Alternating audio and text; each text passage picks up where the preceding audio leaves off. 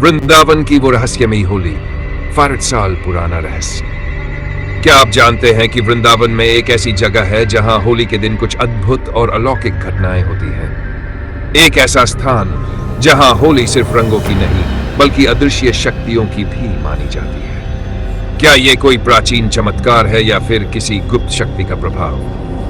500 साल पुराना यह रहस्य आज भी अनसुलझा है। कुछ कहते हैं कि यहां स्वयं देवता आते हैं तो कुछ इसे एक दिव्य लीला मानते हैं। लेकिन सच्चाई क्या है? तो क्या है इस रहस्यमयी होली का सच? जानने के लिए बने रहिए। 65 साल पुराने वृंदावन के रहस्यमयी मंदिर की होली। वृंदावन की तंग गलियों में जहां हर मोड़ पर राधा कृष्ण की भक्ति की गूंज सुनाई देती है, वहीं एक प्राचीन मंदिर ऐसा भी है जिसकी होली आज भी एक रहस्य बनी हुई है। यह मंदिर लगभग 62 साल पुराना बताया जाता है और इसके बारे में कई चमत्कारी कथाएं प्रचलित हैं। कहते हैं हर साल फाल्गुन पूर्णिमा की रात जब होली अपने चरम पर होती है, यहाँ कुछ ऐसा होता है जिसे देखने के लिए दूर दूर से लोग खिंचे चले आते हैं। रंग जो अपने आप उड़ते हैं। स्थानीय लोगों का कहना है कि जैसे ही पूर्णिमा की रात गहराने लगती है और मंदिर में आरती संपन्न होती है, वैसे ही एक अजीब सी ऊर्जा पूरे परिसर में फैल जाती है। मंदिर के आंगन में बैठे श्रद्धालु जब भजन कीर्तन में लीन होते हैं, तभी अचानक हवा में रंगों की बौछार होने लगती है। न कोई रंग फेंकता है, न कोई गुलाल उड़ाता है, लेकिन हर तरफ लाल, गुलाबी, पीले और नीले रंग बिखरने लगते हैं। लोग इसे श्री कृष्ण की दिव्य लीला मानते हैं और उनकी भक्ति में और डूब जाते हैं। अदृश्य शक्ति और श्री कृष्ण के दर्शन, यह केवल रंगों तक ही सीमित नहीं है। कई भक्तों ने यहाँ एक अदृश्य उपस्थिति का अनुभव किया है। कुछ लोगों ने बताया कि जब वे मंदिर में ध्यानमग्न हुए तो उन्हें लगा जैसे किसी ने उनके कंधे पर हल्का सा हाथ रखा हो। कुछ को कानों में बांसुरी की मधुर ध्वनि सुनाई दी, जबकि अन्य को ऐसा अनुभव हुआ मानो वे किसी दैवीय ऊर्जा से घिर गए। लेकिन सबसे अद्भुत घटना उन लोगों की है जिन्होंने स्वयं श्री कृष्ण के दर्शन किए। एक वृद्ध साधु जो वर्षों से इस मंदिर में सेवा कर रहे हैं, बताते हैं कि हर साल कुछ भाग्यशाली भक्तों को यहाँ श्री कृष्ण के दर्शन होते हैं। कोई उन्हें मंदिर के गर्भगृह में खड़े देखता है तो कोई उन्हें रंगों के बीच नृत्य करते हुए महसूस करता है, पर जैसे ही कोई पास जाने की कोशिश करता है, वे अदृश्य हो जाते हैं। यह चमत्कार है या कोई रहस्य? आधुनिक वैज्ञानिक इस घटना को समझने की कोशिश कर चुके हैं, लेकिन कोई ठोस प्रमाण नहीं मिला। कुछ इसे एक आध्यात्मिक रहस्य मानते हैं तो कुछ इसे श्री कृष्ण की कृपा। लेकिन जो भी एक बार इस मंदिर की होली देख लेता है, वह इसे जीवन भर नहीं भूल पाता। क्या यह सच में श्री कृष्ण की लीला है या कोई ऐसा रहस्य जो आज तक अनसुलझा है? इस मंदिर का यह चमत्कार हर किसी को आश्चर्य में डाल देता है और यही वजह है कि इसे वृंदावन का सबसे रहस्यमयी मंदिर कहा जाता है। हिमालय की गोद में बसा वह प्राचीन मंदिर रहस्य और आध्यात्मिकता से ओतप्रोत था। ऊंची ऊंचाईदार की पहाड़ियों के बीच मंदिर की भव्यता किसी चमत्कार से कम नहीं थी, किंतु इससे भी अधिक रहस्यमयी थी वह भविष्यवाणी जो सदियों से मंदिर के पुजारियों और साधुओं द्वारा गुप्त रूप से आगे बढ़ाई जा रही थी। सर्दियों की उस काली रात जब आसमान में असंख्य तारे टिमटिमा रहे थे, मंदिर के प्रांगण में कुछ श्रद्धालु एकत्र हुए थे। वे जान चुके थे कि इस बार कुछ असाधारण होने वाला है। मंदिर की दीवारों पर जलते दीपकों की लौ हवा में कंपन कर रही थी, मानो किसी अनदेखी शक्ति की आहट से कांप रही हो। मंदिर के मुख्य द्वार के सामने एक वृद्ध साधु पद्मासन में बैठे थे। उनकी आंखें बंद थी। उनका स्वरूप किसी प्राचीन तपस्वी की भांति प्रतीत हो रहा था। उनकी जटाएं कांधे पर फैली थी और शरीर पर चंदन और भस्म का लेप था। वे बिना हिले डुले एक दिव्य चेतना में लीन थे। मंदिर की घंटियां रह रहकर मंद स्वर में बज रही थी, जैसे कोई अदृश्य शक्ति वहां उपस्थिति दर्ज करा रही हो।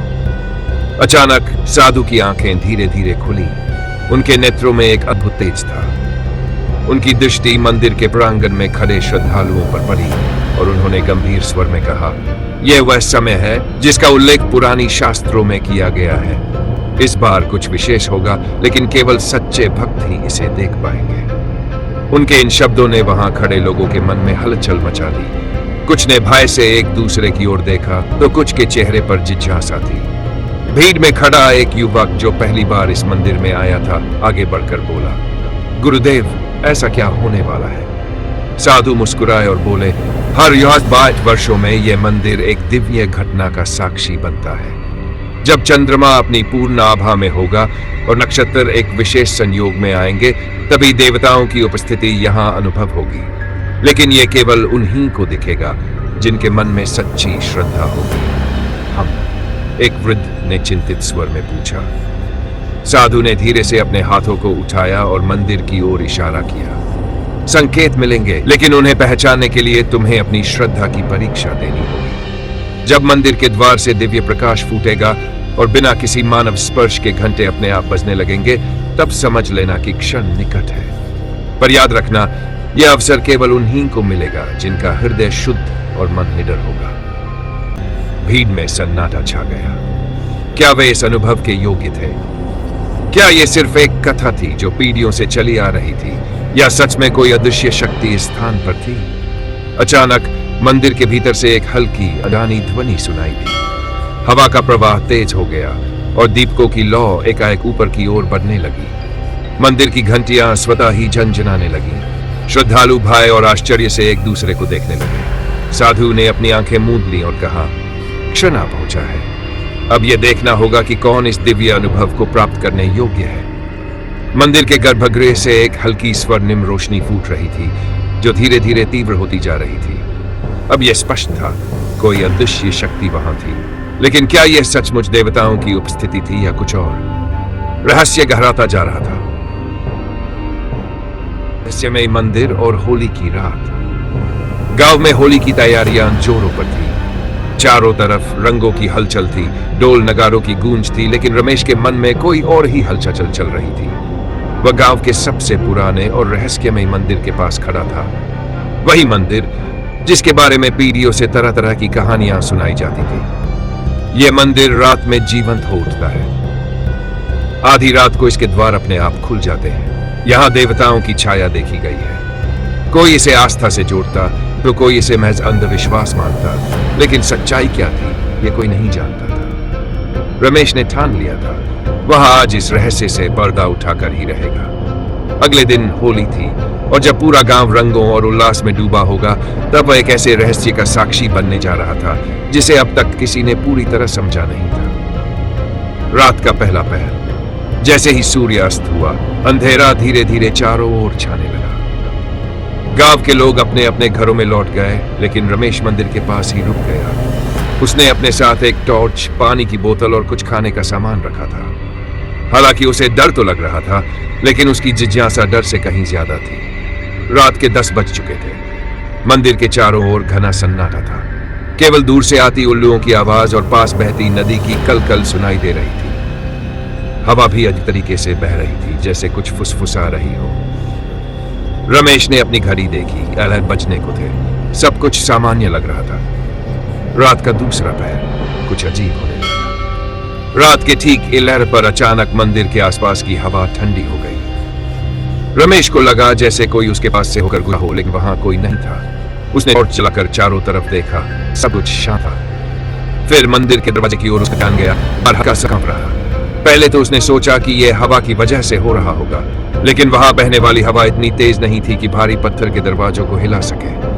द्वार बजने में बस 10 मिनट बचे थे और अब उसकी तकनीक तेज होने लगी। आधी रात, रहस्य उजागर होने लगा। जैसे ही घड़ी ने ठीक डुबा बजाए, रमेश ने एक अजीब सी आवाज सुनी। यह मंदिर के अंदर से आ रही थी। कोई मंत्रोच्चार कर रहा था। उसकी रीढ़ में एक ठंडी सनसनी दौड़ गई। यह संभव कैसे था? मंदिर तो वर्षों से बंद पड़ा था, यहां कोई नहीं आता था। फिर यह आवाज कहां से आ रही थी? रमेश ने हिम्मत जुटाई और मंदिर के दरवाजे के पास गया। जैसे ही उसने अपने हाथ से दरवाजे को छूने की कोशिश की, दरवाजा खुद ब खुद खुलने लगा। एक तेज प्रकाश अंदर से बाहर निकला, लेकिन यह कोई साधारण रोशनी नहीं थी। इस रोशनी में कुछ ऐसा था जिसे रमेश महसूस कर सकता था। एक ऊर्जा, एक शक्ति, एक दिव्यता। फिर उसने मंदिर के अंदर झांका और जो उसने देखा वह उसकी कल्पना से परे था। क्या रमेश ने किसी अलौकिक शक्ति को देख लिया? क्या यह मंदिर सच में देवताओं का निवास था, या फिर कोई और रहस्य छिपा था इस मंदिर में? जानने के लिए अगले भाग का इंतजार करें।